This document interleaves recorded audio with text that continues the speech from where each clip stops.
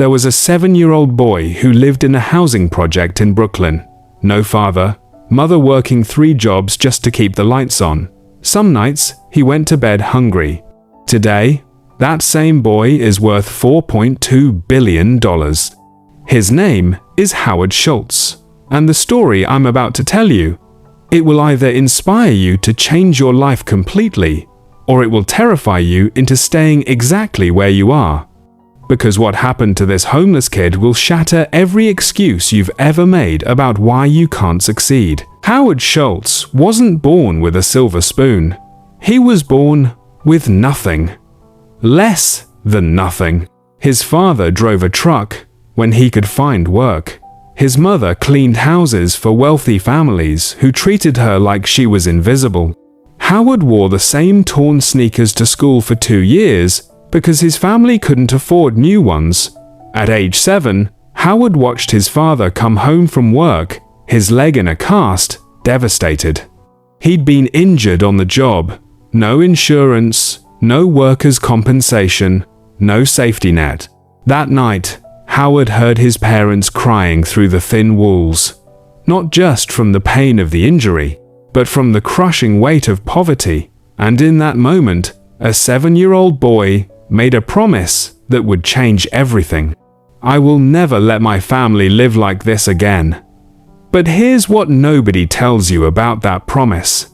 Making it was the easy part. Keeping it almost killed him.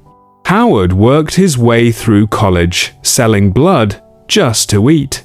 While his classmates were partying, he was stocking shelves at night. While they were sleeping, he was studying by candlelight because the electricity had been cut off.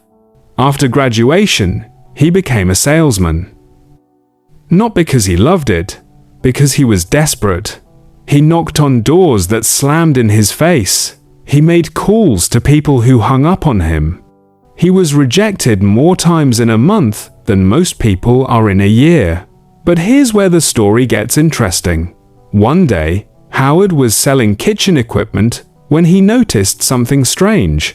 A small coffee company in Seattle was ordering an unusual amount of his products. More than Macy's, more than massive corporations. Who is this little coffee company ordering so much? That company was called Starbucks. Just 4 stores. Nothing special. But Howard was curious. So he flew to Seattle, with money he didn't have, to meet people he'd never heard of, for a job that didn't exist. When Howard walked into that first Starbucks, something happened that he couldn't explain. It wasn't just the smell of coffee. It wasn't just the atmosphere. It was a feeling, a sense of community, a place where people belonged. He thought, what if coffee wasn't just coffee? What if it was an experience? What if it was a third place between home and work where people could connect? The owners hired him as marketing director. But Howard had a bigger vision. He wanted to turn Starbucks into the Italian coffee bar experience he'd seen in Milan. A place where coffee brought people together. The owners said no. Howard, we sell coffee beans. That's it. We don't want to be in the restaurant business. Howard tried to convince them for months. The answer was always no. So he did something that terrified him. He quit his stable job to start his own coffee company. Howard needed $1.7 million to start his coffee company. He had zero. He was rejected by 242 investors. This 242 times. People looked at this kid from the projects and said, "Coffee shops? That'll never work in America. Americans drink coffee at home or at diners. Nobody's going to pay $3 for a cup of coffee." His wife was pregnant. Bills were piling up. Friends called him crazy. Family begged him to get a real job. But Howard remembered that 7-year-old boy who made a promise. He remembered his father's broken leg and his mother's tears. On attempt #too-far, 3, an investor said yes. Howard opened his first coffee shop, Il Giornale. It was everything he dreamed of. Italian music, espresso machines, a place where people could connect. But then, something incredible happened.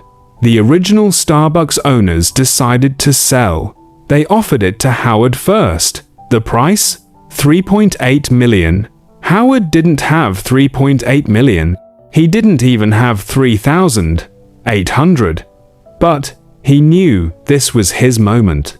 He sold everything, borrowed from everyone, put his house on the line, his family's future on the line, everything.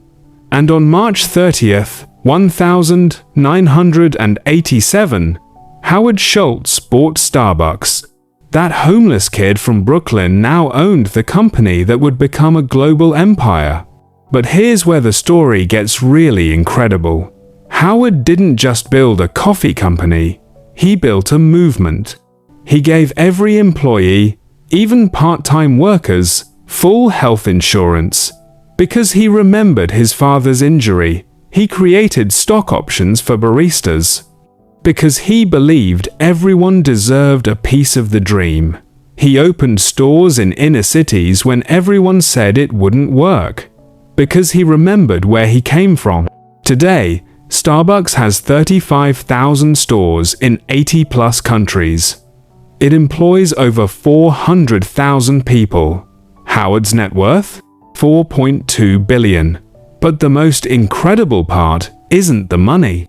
The most incredible part is what Howard proved. Your starting point doesn't determine your ending point. That 7-year-old boy in the Brooklyn housing project had the same 24 hours you have today. The same opportunities to dream, the same choice to give up or keep going. The only difference?